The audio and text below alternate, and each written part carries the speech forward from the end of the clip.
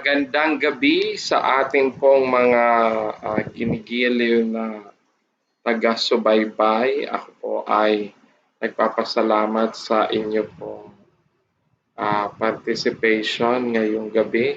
At kahit na medyo may kahinaan ang ating signal, ang ating pong linya ng komunikasyon sa kasalukuyan, tayo pa rin ay nagkakaroon ng pagkakataon na makapag-live kahit medyo mahina ang linya ng communication sa kasalukuyan. But anyway, pag nawala kayo, balik na lang kayo. Then, pag sakali pong good na naman ang internet connection, balik na naman po kayo. Yan lang naman yung yan lang naman yung sekreto ng ating pong internet connection ngayon. Pag maganda yung signal, then okay, so pasok po tayo. Pag hindi na maganda yung signal, nawawala, balik na naman po tayo.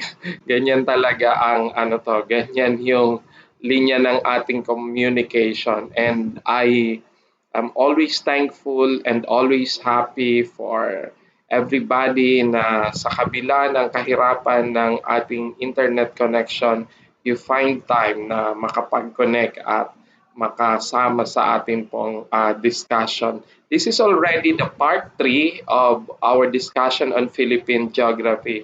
Hello, Mayan. Si Mayan Martinez. Good evening, Mayan. Evening na ba, Mayan? Kasi alas 6 na. So, alas 6 na nga pala.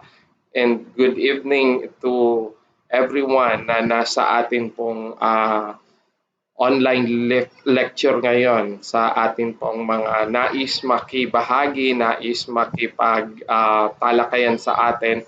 Maaari po kayong sumagot, mag-participate sa atin pong online discussion ng Philippine Geography ngayon pong gabi.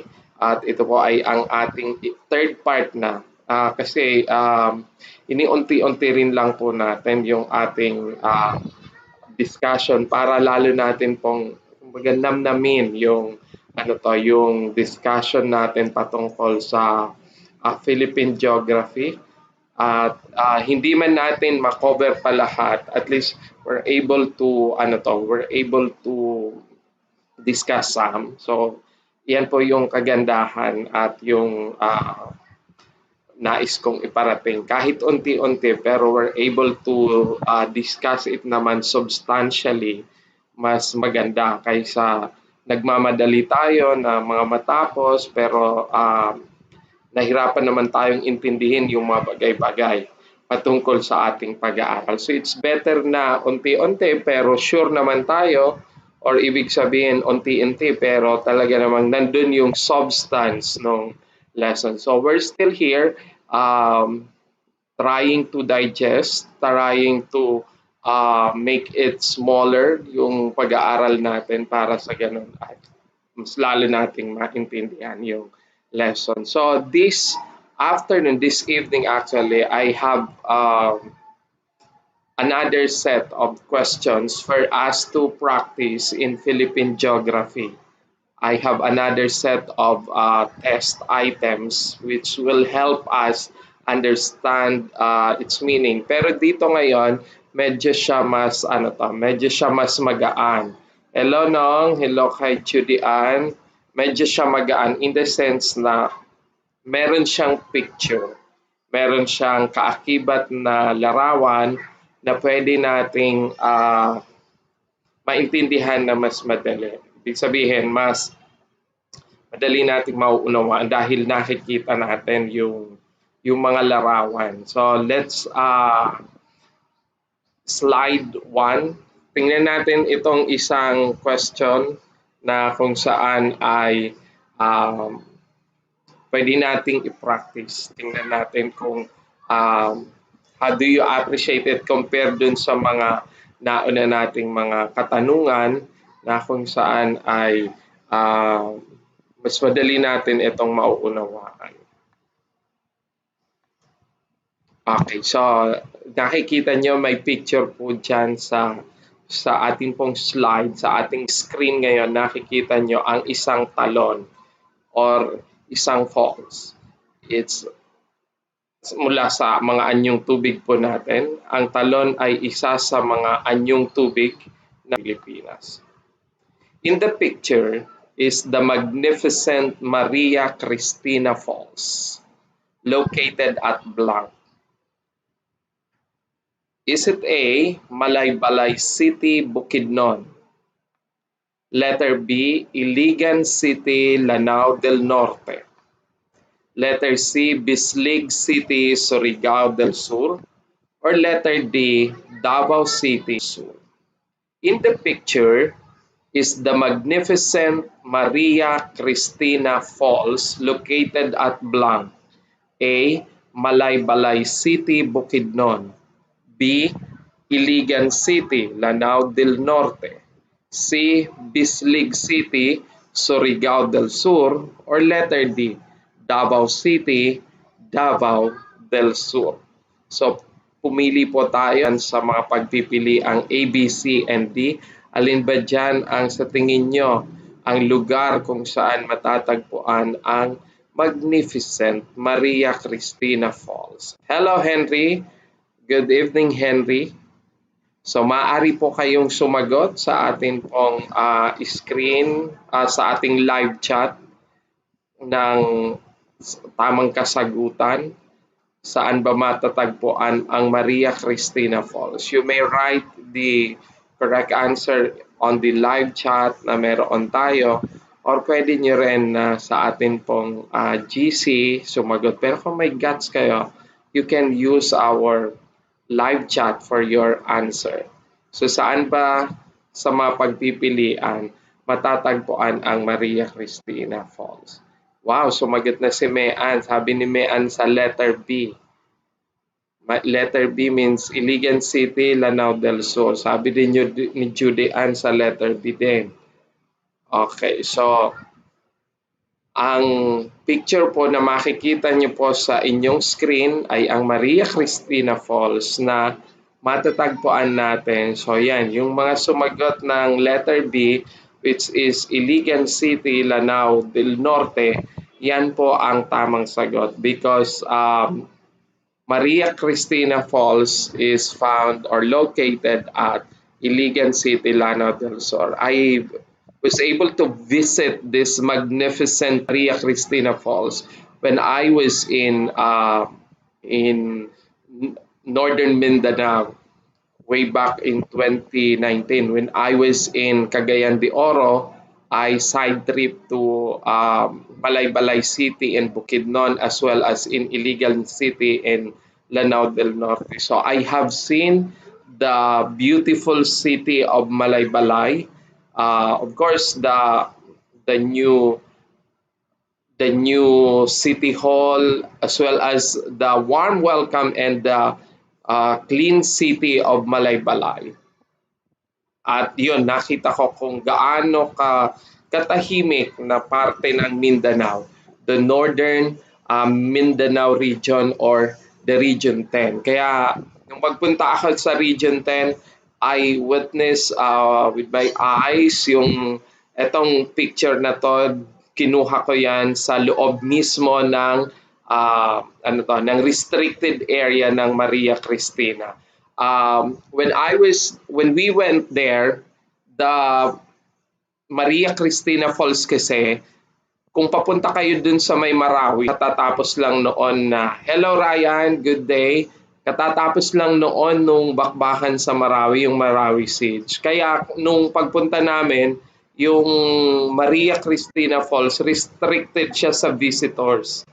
It happened na galing pa kami sa Camarines Sur at pinuntahan lang talaga namin yung talon ng Maria Christina on our way pa uwi. So nakiusap kami doon sa bantay if we will be allowed to visit, to pictures, yan. Kaya nagkaroon tayo ng pagkakataon na makita ang magnificent Maria Falls.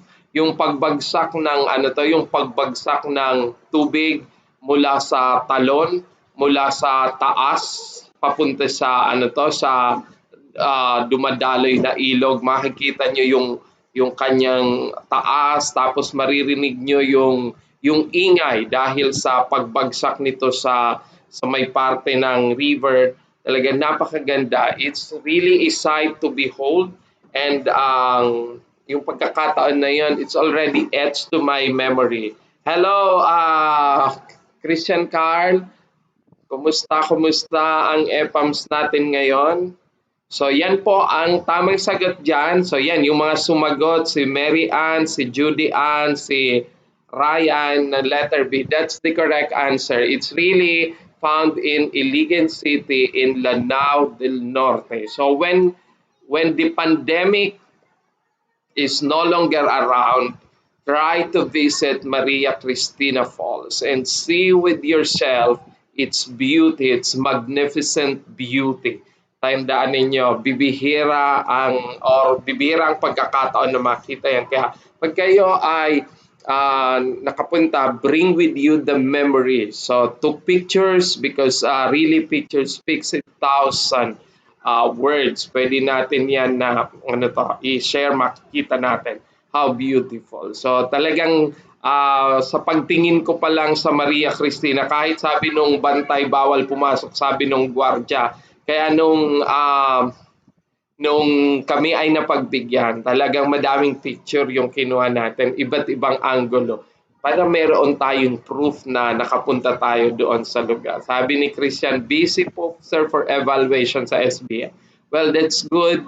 Marami talaga ngayong kinakabisihan. And one of the many things that the school are being busy nowadays is the school-based management and our continuous evaluation of the practices of the school when it comes to school-based management. And that's good. Okay na yan na may pinagkakabisihan para busy talaga. Diba, Christian? Maganda na yan na nagiging busy tayo sa mga bagay-bagay. So pag naging busy, walang dull moment. Everybody is busy talaga. So yan na lang ang ating pagkaabalahan. Okay, so tama ang sumagot ng letter B. Let's move sa question number 2 or sa sunod na tanong.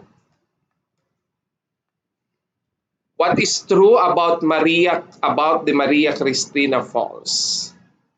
What is true about the Maria Christina Falls? Letter A, source of hydroelectricity. B, source of natural disaster. C, source of high elevation. Or letter D, none of the choices above. What is true about the Maria Christina Falls? A, source of hydroelectricity. B, source of natural disaster. C, source of high elevation. Or letter D, none of the choices above. So, what is true about Maria Christina Falls? So, maaari din yung piliin ang inyong sagot. Pag may guts enough, ibig sabihin meron kayong guts na i-post sa ating live chat ang ating pong sagot. You may use our live chat portion para po sa inyong mga kasagutan. O di kaya naman ay kung walang guts na sumagot dyan, pwede niyong gamitin ang ating GC. Diba?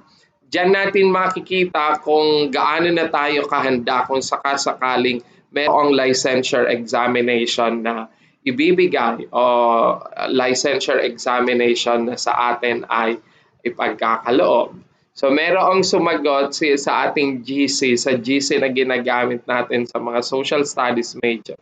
May sumagot na letter A, sabi niya, sumagot sa GC natin. So yung nandun naman sa ating live chat, sabi, it's letter A. So okay, so is that your final answer? Sa parang Who Wants to be a Millionaire, di ba? Tinatanong, is that your final answer?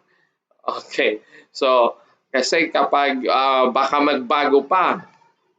So ang mga sumagot ay ang letter A, that Maria Christina Falls ay source ng hydroelectricity.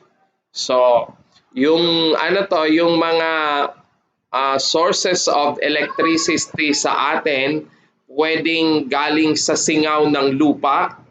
'Di ba, merong electricity na mula sa singaw ng lupa. Meron din naman na mula sa tubig. Meron din na mula sa mula sa umiikot na mga ilisi katulad ng windmill sa may Ilocos Norte. So, yung mga yon ay source ng electricity. Meron din yung galing sa tubig.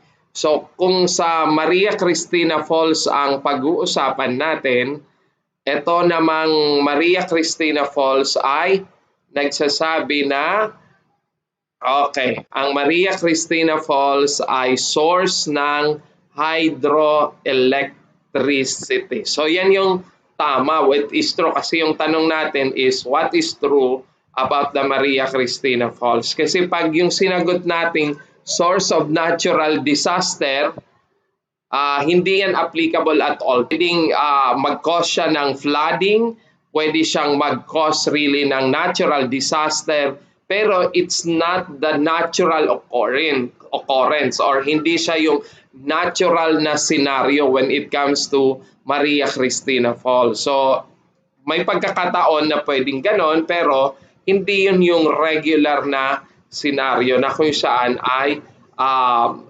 natural disaster yung dala ng Maria Christina Falls kapag ito ay nagbibigay ng natural flow of water niya. So, pagbagsak, ang Maria Christina Falls ay mataas, kaya pag it's a high elevated waterfalls, kaya pagbagsak niya, yung kanyang impact sa ilalim noon ay may turbine, merong ilisi. Pagbagsak ng tubig sa baba, iikot ngayon yung kanyang turbine. Then, yun yung re-release naman ng mechanical energy, converting it. Tapos, sana tama yung aking science. Pero nakita namin doon, nung nasa mismong lugar. Hello Sheila, good evening. Nung nandun kami sa lugar mismo ng Maria Christina Falls, makikita nyo sa ilalim noon merong turbine.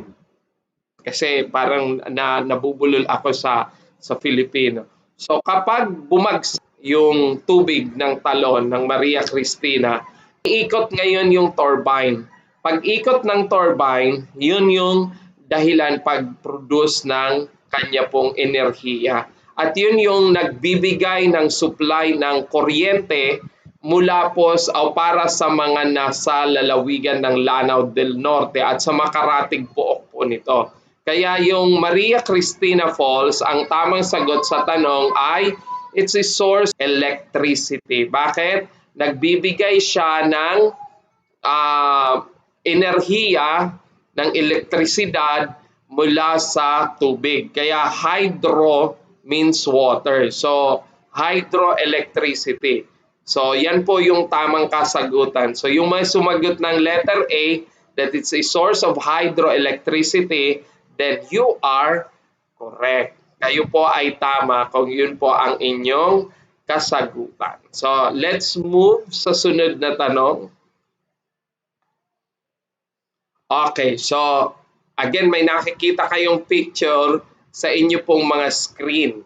Ang nakikita pong picture sa screen, in the backdrop is Mount Iriga taken from Ocampo, Camarines Sur. So, yung picture na yan ng Mount Iriga ay taken sa may parte ng Ocampo, going to Hibiscus. So kung papunta kayo sa may parte ng Hibiscus sa Tigaon, you pass through Villa Florida in Ocampo, and if you took picture, then makakapture nyo yung Mount Iriga sa backdrop. So, ang katanungan, in the backdrop is Mount Iriga taken from Ocampo, Camarines Sur. What is the best source of living to sustain life in the area? So ano yung posibleng source of living para mabuhay ang mga tao sa lugar? Is it letter A, kaingin system? Nag-overlap yung ating pong yung ating PowerPoint. Kaingin system. Letter B, planting corn and other root crops. Letter C, hunting and fishing. Or letter D, none of the choices above. In the backdrop is Mount Iriga taken from Ocampo, Camarines Sur. What is the best source of living to sustain life in the area? A, kaingin system. B, planting corn and other root crops. C, hunting and fishing. Or letter D, none of the choices above. So ano ba yung tamang sagot para sa tanong na yan? Ang ikinabubuhay kung ikaw ay nakatira sa may lugar na nasa may Mount Iriga. So, letter A ba, kaingin system? Pag sinabi nating kaingin system, yan yung activity na kung saan nakikita nyo na lang ang buong kagubatan ay naglalagablab sa init. Naglalagablab sa sa pagkasunog. Yan yung kaingin system, and this was the practice before nung mga nagkakaingin. Sinusunog nila, tapos pag naging uling, di ba? Paging uling na yung yung mga kahoy na nandoon sa lugar, ginagawang uling. So yan po yung nagiging reason. Pag naging uling na siya, yun, ititinda na, kaya nagkakaroon ng kabuhayan. So, yun ba ang tamang source of living na pwedeng ikabuhay, ikasustain ng buhay kung ikaw ay nakatira sa may katulad ng nasa ating pong picture? Or pagtatanim ng corn and other root crops. So, ibig sabihin, pwede rin na kamote, pwedeng iba pang mga klase o uri ng root crops pwedeng itanim natin. So yan po yung mga pwedeng gawin. Yung letter C, pwede ang hunting, di ba? Pwede kasing meron pang mga wild animals like boar or yung wild pig. Pwedeng ganon, pwede pa kayong makakuha, but never been fishing. Kaya mali din yung letter C dahil sa kasama nitong fishing. You can do hunting, which might be possible kasi pwede rin na meron pang mga animals sa lugar, but definitely hindi yan yung hindi yung fishing kasi walang assurance na may may anyong tubig na malawak para paglagyan ng ng isda. Pwede rin yung mga sapang maliliit, pero bibihira din kung kayo ay nasa parte ng sa bundok nakatira. So, ang bundok ay isa ring anyong lupa. Now, the correct answer, sabi ng mga sumagot sa atin, hello Joy, Mary Joy, nandito rin sa kasalukuyan. So, the correct answer for that is letter B, planting corn and other root crops. So, tingnan naman natin itong sunod na katanungan. So, nakikita nyo, meron again larawan, merong picture sa inyo pong mga monitor sa kasalukuyan. So, pag tiningnan nyo ang ating pong monitor, ang ating mga screen ngayon, nakikita nyo ay ang larawan na nasa bahaging left ng inyo pong mga monitor. Ang tanong,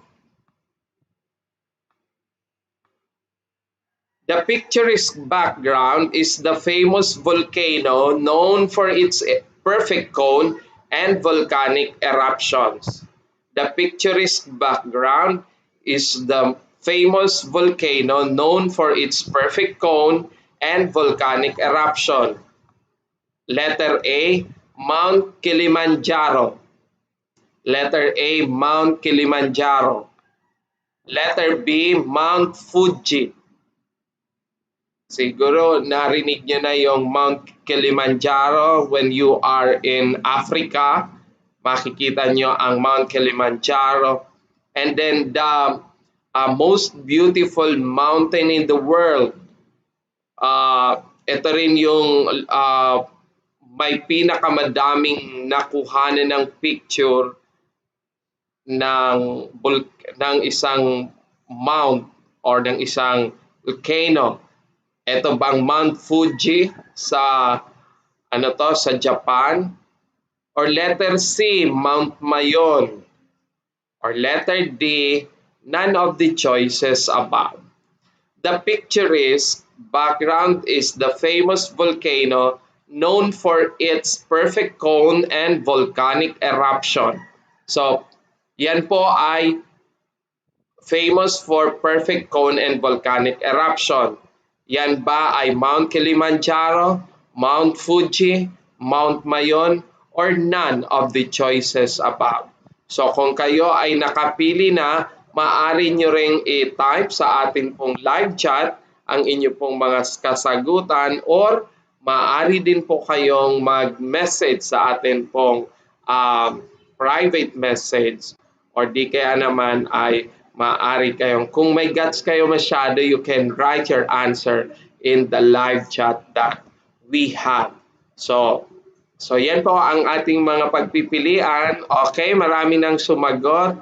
May mga sumagot, sabi ni Henrich, letter C, sabi ni Joy C, sabi ni Judy Ann C, sabi ni Mary Ann and Sheila ay letter C. Yun ding mga sumagot sa ating GC, sabi nila ay letter C. Kung ang sagot nyo ay Mount Mayon, so that's the correct answer because Mount Mayon is what is in the picturesque background.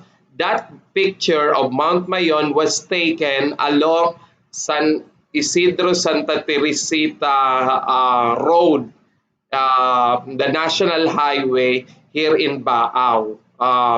So pag kinuha ninyo ang Mount Mayon na yan. So dito yan sa may parting Baao ang kuha.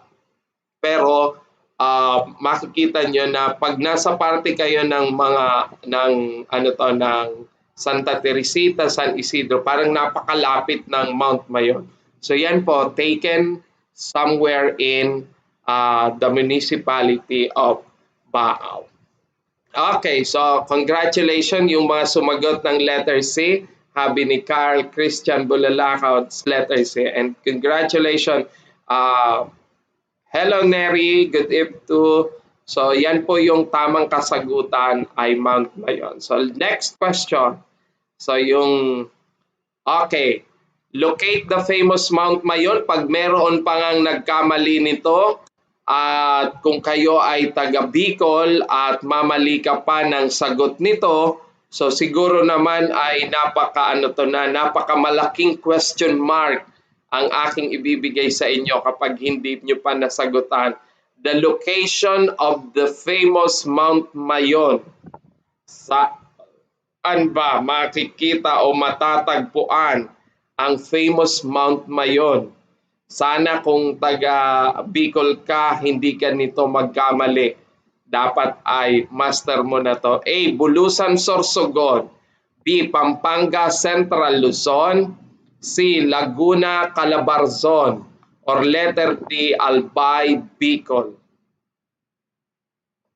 So, locate the famous Mount Mayon. Bulusan in Sorsogon. B. Pampanga in Central Luzon. C. Laguna in Calabarzon. Or D. Albay and Bicol. Baka sabihin nung mga sumasagot, para ang dali naman anya yan, sir. Pero may mga namamali pa nito. Basic na lang nga minsan namamali pa.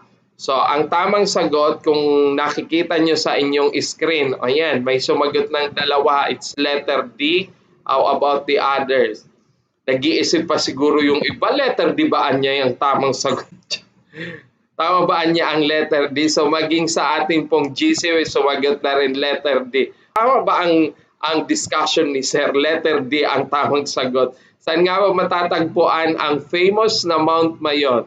So mabuti na lang ang mga sagot nila ay letter D. So kung letter D po ang inyong kasagutan, well, you are correct because Mount Mayon is located in the province of Albay in Bicol region. So its letter D is the correct answer. Albay in Bicol. Oh. Kaya pag pag kayo ay nagpupunta sa Albay, madali nyo itong malulocate kasi ito ay matatagpuan sa bahagi po ng Albay. Yung Bulusan, dito rin siya sa Bicol, but it's in Bulusan in Sorsogon. So doon naman siya sa Sorsogon, hindi po sa may parte ng Albay. Okay, so next slide.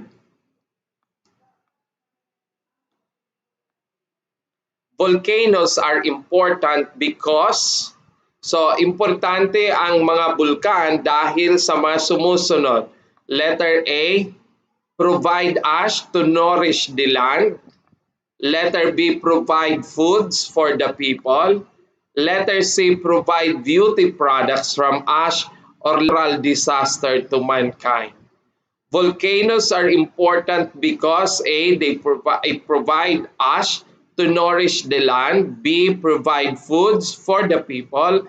C, provide beauty products from the ashes. Or letter D, provide natural disaster to mankind. Ano ba ang kahalagahan ng mga bulkan sa atin? Meron ting magandang magandang resulta yung mga bulkan sa lugar. Lalong-lalo na yung famous Mount Mayon in Albay. It's not only famous because of its beauty, because of having its perfect cone, but it also provides this regular eruption. Actually, the reason why the famous Kagsawaruin in Daraga, dahil din sa eruption ng Mount Mayon. So, ang tanong, meron din bang dalang magandang balita o magandang resulta ang pagkakaroon ng isang bulkan katulad ng Bulkang Mayon? Okay, may sumagot na sa atin sa ating katanungan, may sumagot na sa GC. Okay, may mas nga sumagot na ng letter A, that land. So, letter A ang mga kasagutan. Hindi ba siya nagbibigay ng beauty product mula sa ash? Okay, so if you look at the question keenly, you will see that even the volcanoes are erupting like Mount Pinatubo, Mount Mayon, Mount Bulusan, Mount Taal, and yet these volcanoes, itong mga bulkan, kahit ito po ay nagbubuga ng panirang abo, nagbubuga ng ash,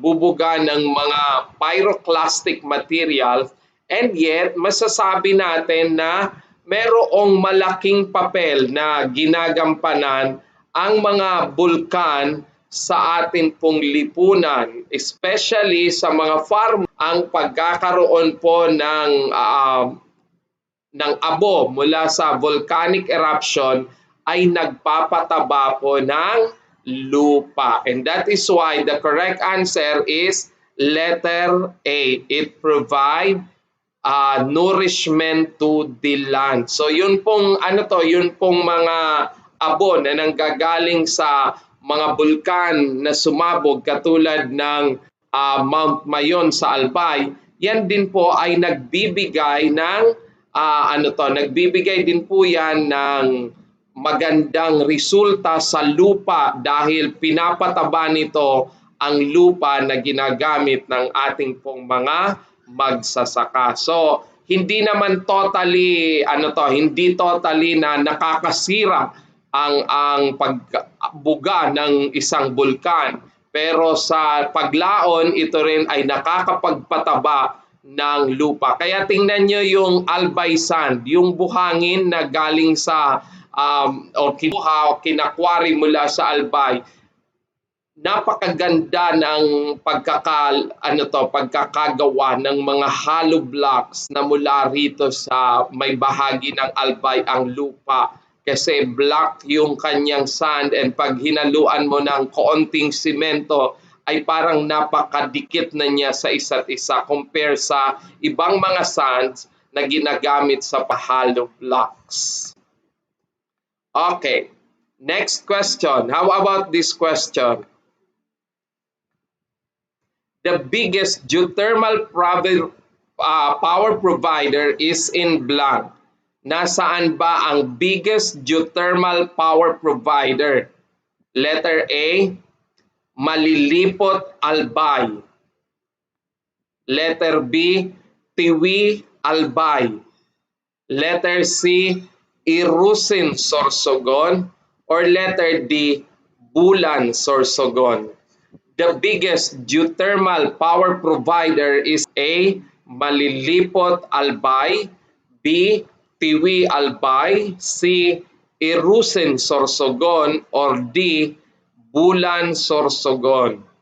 So saan matatagpuan ang malaking power provider na mula sa singaw ng lupa or sa geothermal power plant? So yan ba ay galing sa letter A, Malilipot Albay, sa letter B, Tiwi Albay, sa letter C, sa Irusin Sorsogon, or sa letter D, sa may may bulan sa Sorsogon? So you may choose the correct answer from the choices that is flash in the monitor that you have. You may write your answer in the live chat kung nais nyo sumagot sa live chat, or pwede rin na isagot nyo sa atin pong mga okay, may sumagot na. Sabi ni Ryan, it's in letter B, in Tiwi Albay. Si Mary Ann, letter B din, Tiwi Albay. Okay, so sabi ni Sheila, it's also in letter B, and sabi ni Carl, in letter B, in Tiwi Albay. So if you have already joined a field trip when you were in high school, di ba merong mga field trip noon, and one of the many places that we usually visit during our field trip to Albay is the geothermal power plant, which is located in Tiwi Albay. The geothermal power plant in Tiwi Albay is one of the biggest it's the biggest geothermal power provider in the Philippines. So diyan po nanggagaling yung pinakamalaking supply ng geothermal energy sa may bahagi ng Tiwi Albay. If I'm not mistaken, pinapatakbo siya ng Aboites na kung saan nagdi-distribute ng kuryente. Kaya siguro ang mga taga Bicol minsan nagtatanong, galing dito sa amin, bakit napakamahal ng supply ng kuryente samantalang galing sa amin yung kuryente. Tapos yun pala ay dadalhin sa Maynila, tapos ibabalik na naman. Kaya sa dami ng pinagdaanan, napakamahal na nung supply ng kuryente, napakahirap na ng pagkakaroon ng murang kuryente, kahit pa yung mga taga Bicol na siyang pinanggagalingan ng supply ng geothermal power plant dito po sa ating bansa. O, di ba?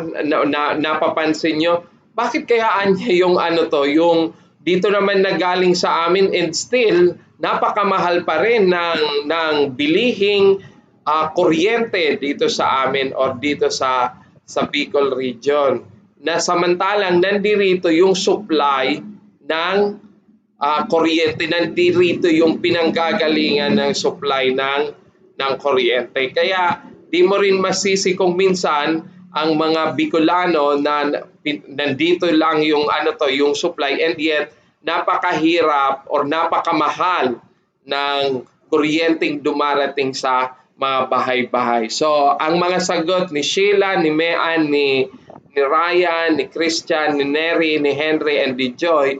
So, that's correct. The correct answer is letter B, which is Tiwi Albay. Diyan po matatagpuan ang pinakamalaking pinanggagalingan ng geothermal power plant.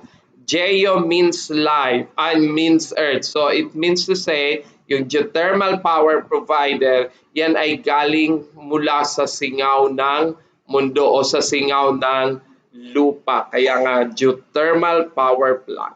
Okay. Sunod na katanungan. Parang wala pang nagkamali sa mga sumagot, and that is a very good signal. Magandang signal yan. Yung mga sumagot sa ating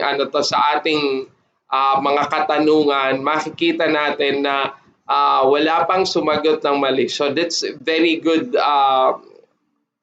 very good scenario na ang mga sumasagot ay merong grasp or merong angking galing sa mga katanungang nandirito sa ating mga screen. Or baka naman, kasi taga rito pa ang karamihan sa Bicol region. That's why nasasagot ng maayos, nasasagot ng madali itong mga katanungan. But be that as it may, so it's a very good sign na mayroon na kayong tatas na kaalaman nitong mga katanungan na ito. So sa sunod na katanungan,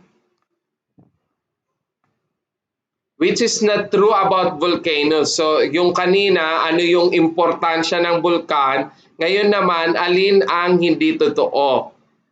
Letter A, it kills life every eruption. Letter B, it's a scenic beauty of nature. Letter C, it provides source of living through tourism. Or letter D, ash falls nourish the soil. So, which is not true about volcanoes? Letter A, it kills life every eruption. Letter B, it is a scenic beauty of nature. Letter C, it provides source of living through tourism. Or letter D, ash falls nourish the soil. So ano ang tamang kasagutan mula sa tanong na nakikita natin sa atin pong mga screen sa kasalukuyan? So you may write again your answer in the live chat. Kung kayang sumagot sa live chat, you may type your question right there pang makita natin kung tama ang kasagutan, or pwede rin naman sa ating GC. Pwede kayo sumagot. Okay, so which is true, not true? Alin dyan ang hindi totoo? Letter A, it kills life every eruption. Letter B, it's a scenic beauty of nature. Letter C, it provides source of living through tourism. Or ash falls nourishes or nourish the soil. A, B, C, or D, type your answer in the live chat so we could be able to see kung tama po ang ating mga kasagutan. So may sumagot na ng letter A. How about the others? Ano yung nafi-feel nyo na tamang sagot mula sa atin pong mga katanungan o mula sa ating katanungan sa mga pagpipilian na mga choices natin? So, letter A ang sagot ng marami sa atin. Okay, so yung mga sumagot ng letter A that it kills life every eruption, yan po ay tama. Why? Hindi naman po ibig sabihin na kapag sumasabog ang bulkan ay merong namamatay, or kapag sumabog ang bulkan ay merong patay na na tao. Kasi kapag nagkaroon nga ng preventive evacuation at yung mga tao ay sumunod sa preventive evacuation, usually naiiwasan rin yung merong mamatay. Kasi nga kapag ang tao ay cooperative din, kapag ang tao ay sumusunod sa mga panuntunan, seldom din na merong kamatayan. Seldom na merong nangyayaring disaster, nangyayaring death. Kasi sumusunod yung tao. Pero pag hindi sumunod yung tao, nagsabi na ng forced evacuation, hindi pa rin sumama, hindi nag-participate, dyan po karaniwan na merong namamatay. Kaya yung mga sumagot ng letter A, hindi po yan kasi ay totoo. It will not always be the correct, it will not always kills life kada eruption.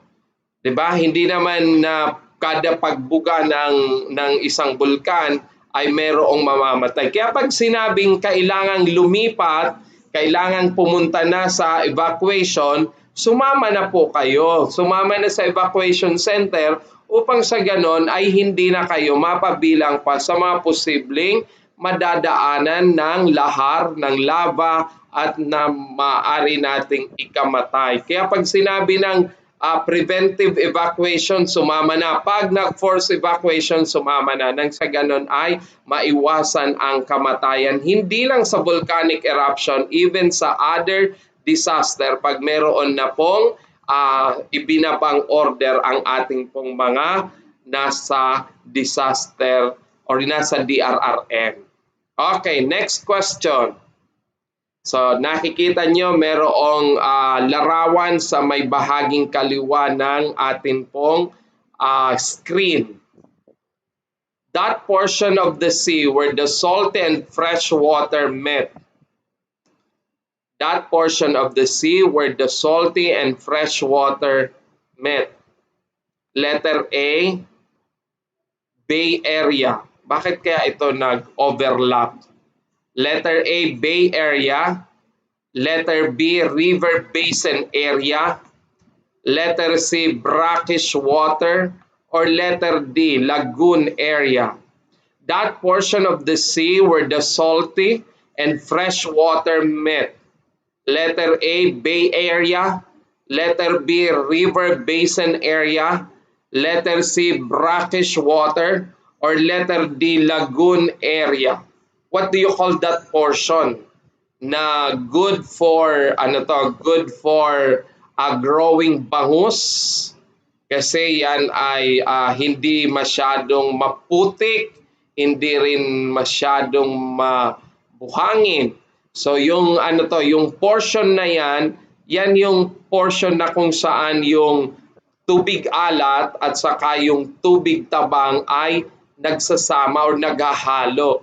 So alin ang tamang sagot sa mga choices na nasa inyo pong screen? So kung nakapili na kayo ng tamang kasagutan, you may write it in the live chat that we have ng ating pong live chat ng ating pong YouTube para sa inyo pong kasagutan. Maaari nyo pong isulat dyan ang inyo pong sagot, yung tamang sagot para sa tanong natin. So, yan, meron nang bang sumagot? That portion of the sea where the salt and fresh water met. Letter A, Bay Area ba? Letter B, River Basin Area. Letter C, brackish water. Or letter D, lagoon area. So, anong tawag natin dyan sa portion na kung saan nagmi-met ang fresh water at saka ang tubig alat? Okay, so maaari nyo pong isulat ang kasagutan sa atin pong screen kung kayo ay nakapili na po ng inyong tamang sagot. Kung kayo po ay meron ng napusuan mula po sa ating mga katanungan. Okay, merong sumagot sa sumagot sa atin pong GC ng letter D, ibig sabihin lagoon. How about the others? So pwede niyo ring isulat sa ating sa ating live chat ang inyong kasagutan ng katanungang nasa atin pong screen sa kasalukuyan. So, the correct answer for this question na ano ang tawag sa portion ng sea na kung saan yung salty at fresh water ay naghahalo or nagme-meet. The correct answer is letter C, brackish water. Yan yung portion na nagme-meet yung tubig alat at saka yung tubig tabang. So let's proceed sa sunod na katanungan. Ang sunod na tanong, dito pa rin tayo sa anyong tubig. What could be the best industry for the people near the sea? Ano kaya sa tingin nyo ang best industry for the people near the sea or living near the sea? Letter A, logging industry. Letter B, canning and fishing industry. Letter C, mining industry. Or letter D, marine eradication industry. What could be the best industry for the people living near the sea? So yung mga nakatira malapit po sa may dagat, ano ang tamang trabaho or tamang industry na pwede nila pong pagkaabalahan or pwede nila pong gawin? Letter A, logging industry ba? Letter B, canning and fishing industry. Letter C, mining industry. Or letter D, marine eradication industry. So pwede nyo pong isagot ang inyo pong mga sagot sa ating live chat. Isulat po ang inyong kasagutan or maaari din pong isend sa atin pong GC dun sa mga kasama sa ating pong GC. Okay. So, ano ba ang magandang industry para sa mga taong nakatira malapit sa tubig or malapit sa anyong tubig, malapit sa karagatan? What could be the best industry for these people? Logging industry ba? Meron pa bang puputulin sa mga parte ng dagat? Yan ba ay canning and fishing industry, mining industry, or marine eradication industry? So you may choose your answer from the choices na nasa atin pong screen. Pwede nyo pong pagpilian at maaari nyo ring isagot sa atin pong live chat yung ating sagot. Okay, so may sumagot na ng letter B, canning and fishing industry.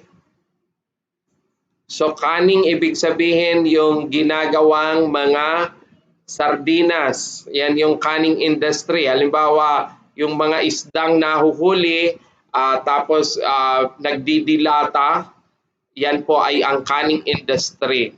Tapos yung fishing industry, yan yung mga nangingisda na yung iba gumagamit pa ng mga tripulante, yung mga malalaking sasakyang pandagat yung gamit nila. So the best for these people living near the sea ay yung magkaroon ng tinatawag natin na canning and fishing industry. So yun yung best industry na pwede po nilang pwede silang mag-participate or pwede silang mag-indulge, pwede nilang gawin, pwedeng gawin. Okay. What could be the possible effect of overfishing? So ano ba ang posibleng epekto ng overfishing? A, denudation of fish supplies. B, letter B, destruction of corals. Letter C, increase of fish production. Or letter D, localized dynamite fishing. What could be the possible effect of overfishing? A, denudation of fish supplies. B, destruction of corals. C. Increase of fish production, or letter D. Localized dynamite fishing. So maaari kayong pumili mula sa mga choices na yan. Ano ba ang pinaka the best na sagot para sa katanungang what could be the possible effect of overfishing? Di ba minsan nangyayari yan? Nag-overfish. So A. Denudation of fish supplies. B. Destruction of coral. C. Increase of fish production. Or letter D. Localized dynamite fishing. So ano ang maaaring maging resulta kapag may overfishing sa isang lugar o sa ating mga anyong tubig pag may overfishing tayong ginagawa? Kaya minsan po ang Bureau of Fisheries and Aquatic Resources, meron po yang buwan na ipinagbabawal ang panghuhuli ng mga isdang particularly nahuhuli sa isang lugar kasi para sila po ay dumami. Kaya ang tamang sagot po dyan, okay, sabi ni Henry, letter B. Pag overfishing, maaring magkaroon ng destruction of corals. How about yung iba? Ano ang inyo pong sagot? What could be the possible effect of overfishing? Sabi ni Neri, letter A. How about the other? Sabi ni Ryan, letter A. So kapag nagkaroon po ng overfishing, definitely will result in letter A. Ibig sabihin, there will be denudation of fish supplies. Mababawasan o bababa ang supply ng mga isda sa dagat or sa tubig kapag nagkaroon po ng overfishing. So there will be denudation of fish supplies sa ating pong mga pangisdaan. Okay, what is best depicted by the famous structure in the picture? What is best depicted by the famous structure in the picture? A. Emulation of heroes. B. Consecration of the dead. C. State education and learnings. Or letter D. Religiosity of the people. What is best depicted by the famous structure in the picture? A. Emulation of heroes. B. Consecration of the dead. C. State education and learnings. Or letter D. Religiosity of the people. So nakikita nyo ang larawan na nasa side, nasa left side. What is being depicted by that structure? So mayroong sumagot, sabi ni Ryan, it's letter D. How about the others na nasa ating live chat ngayon? What could be the possible correct answer for this question? Ano ang ipinapakita ng larawan o ng istruktura na nasa ating larawan sa may left side ng ating pong screen, ng ating monitor? So may mga sumagot, letter D, sabi nila ay letter D, ang mga sumagot sa ating pong screen. May humabol pa na letter D. Kung makikita natin ang larawan, yan po ay nagpapakita ng letter D, religiosity of the people. Why? It's a cathedral. Ang nakikita nyo po ay isang cathedral.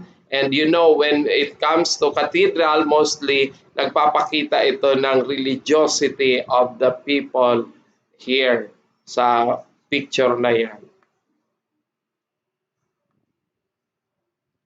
Okay, the famous picture, or the picture shows the famous cathedral in the old Nueva Cáceres.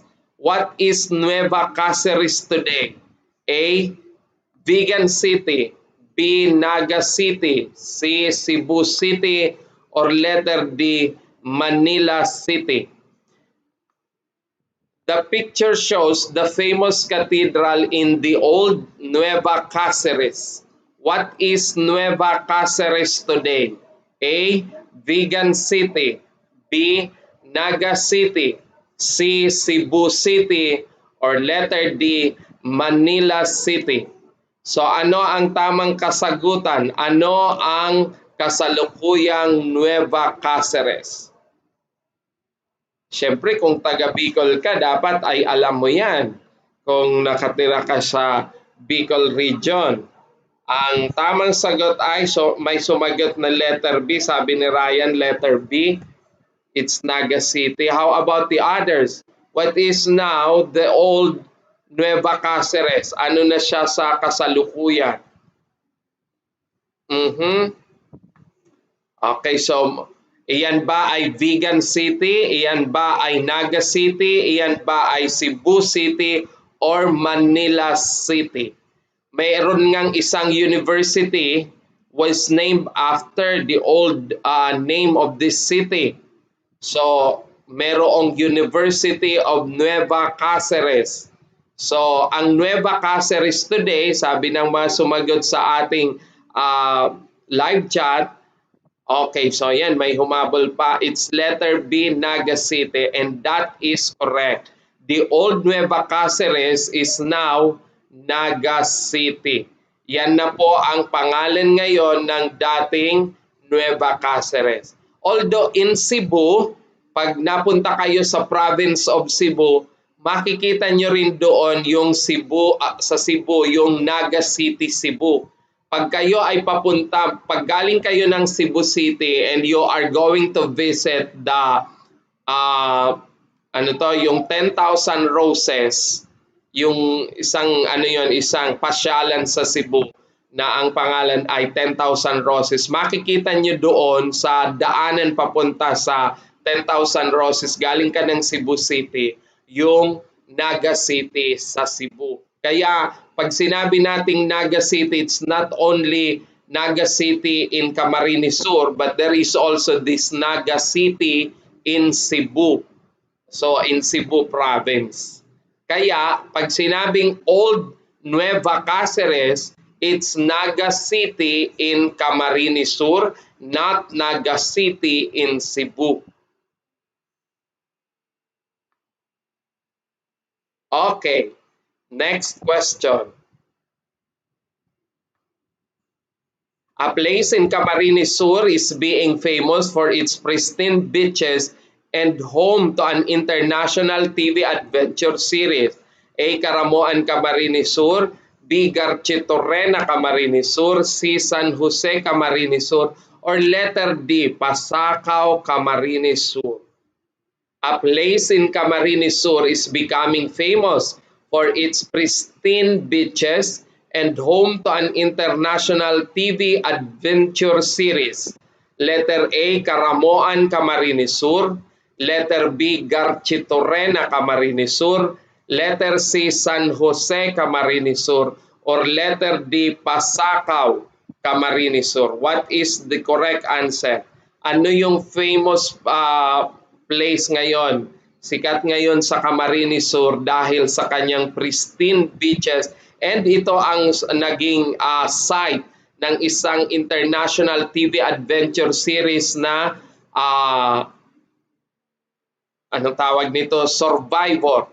So, ang tamang sagot, sabi ni Ryan, letter A, sabi ni Christian, A, Karamoan Camarines Sur.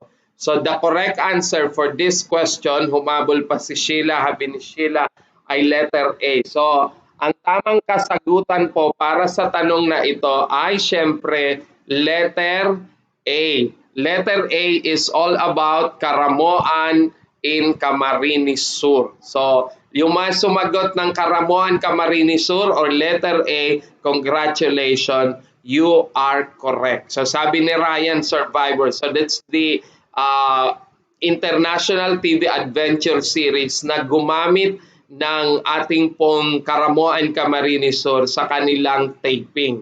So naging site ng Survivor International. Actually, hindi lang dito local, kundi mga Survivor International ang nagsagawa ng kanila pong taping sa may Karamoan. Dito po yan sa lalawigan ng Camarines Sur. And that's why it's becoming famous nowadays dito po sa Camarines Sur. Okay, so next question. So makikita nyo naman sa larawan ay ang this vast plain produces tons of rice every year. What is the most common source of livelihood of the people in the area? This vast plain produces tons of rice every year. What is the most common source of livelihood of the people in the area? Kaya minsan makikita nyo ang tanong, parang may clue na doon sa kanila pong tanong na maaari nyo pong maging basis ng pagpili ng kasagutan. Kaya kapag namali pa kayo, nakapagbigay pa kayo ng hindi tamang sagot, maaari pa kayong bumalik sa tanong. Kasi minsan may mga tanong na meron na pong clue. Ibig sabihin, makikita nyo na sa kanya mismong question yung pwede mong isagot sa tanong. Letter A, mining. Nag-overlap ang mga tanong ay ang mga pagpipilian. Letter B, canning. Letter C, planting. Or letter D, hunting. This vast plain produces tons of rice every year. What is the most common source of livelihood of the people in the area? A, mining. B, canning. C, planting. Or D, hunting. So, ito ay napakadali na kung titingnan ninyo kasi yun nga, meron na kayong clue. Ang nakikita nyo sa larawan ay ang bundok Arayat, yung Mount Arayat sa may Pampanga. That picture of mine was taken when I was in Candaba, Pampanga. Yan po yung makikita nyo na vast plains, maraming mga palayan sa kada ikot ng inyong mata, makikita nyo ay vast plain at mga palayan. Pero yung bundok na nakikita nyong asul sa may likuran ng mga palayan, yan po ay ang Mount Arayat sa Pampanga na nakikita nyo sa background ng mga palayan. So, the correct answer, so yung mga sumagot sa atin pong live chat, sabi nila ay letter C, planting. And if your answer is letter C, planting, then your answer is correct. So, congratulations for that. Okay, so since naka isang oras na rin tayo po ng ating talakayan, siguro hanggang dyan muna ang ating mga katanungan sa gabing ito at ako ay nagpapasalamat sa mga nag-participate sa ating pong talakayan sa pagsagot sa mga katanungan na atin pong ipinakita sa ating slide this evening. Ito pong mga tanong na ito ay balik-balikan nyo kasi dyan rin lang naman mga umiikot ang ilan sa mga tanong na may kinalaman sa Philippine Geography. Ang aking mga ang aking lang na pag-anyaya sa lahat na patuloy kayong tumutok dito, do hindi ito napaka-comprehensive compare yung nandun talaga kayo sa review center kasi 8 a.m. yon hanggang 5 p.m.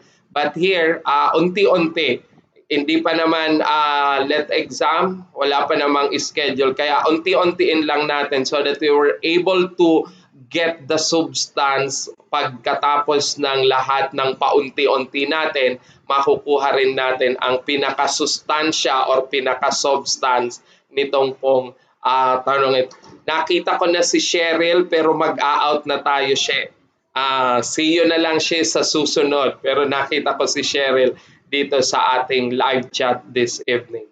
Maraming salamat po sa lahat ng nag-participate. Thank you very much sa inyo. I hope again na lahat ay safe, lahat po ay maayos ang kalagayan at ang lahat ay sana makasama na tayo sa mga tuturukan ng ng dose ng first dose ng vaccination sa atin po na lugar. Yung iba nagsasabi kung anong available na vaccine, yun na ang i-take. Kung AstraZeneca, then AstraZeneca. Kung Sinovac, then Sinovac. Kung Pfizer, edi Pfizer. So, let's see kung ano ang mga available ng in-order ng ating pong mga local government unit para po sa ating mga kababayan na nais na magpaturok ng unang dose ng bakuna, then mag-aantay ng second dose ng COVID-19 vaccine. And once na mabakunahan, although sabi ng ating mga eksperto, there is no assurance na na safe ka na, hindi ka natatamaan ng COVID virus. And yet, pag meron na kasing bakuna, at least yung epekto ng COVID ay hindi ganun na kalala compare sa mga hindi na bakunahan. Ito po si Sir Bogs Pelingon, nag-aanyaya ng isa na namang makabuluhang pag-aaral at diskusyon sa susunod na Miyerkules, at inaanyayahan ko ang lahat na mag-participate, especially if the topic is of interest to you for the coming licensure examination for teachers. Maaari din kayo na mag-request, Sir, ito naman po ang isunod natin na topic sa sa review. Pwede po kayong mag-request ng sunod na topic na maaari nyong pag-aralan dito sa atin, nang sa ganon ay kung gusto natin na may bago naman tayong coverage, just give me a week to prepare for it, kasi hindi naman tayo nakafocus palagi sa ating meron din tayong regular na mga ginagawa. So we will be able to prepare the next set of questions for us to study. Yun nga lang sabi ko, do not ask me, do not request a study of numbers or mathematics, physics, chemistry, yung may mga computation. Seldom na maasahan nyo ko pagdating dyan.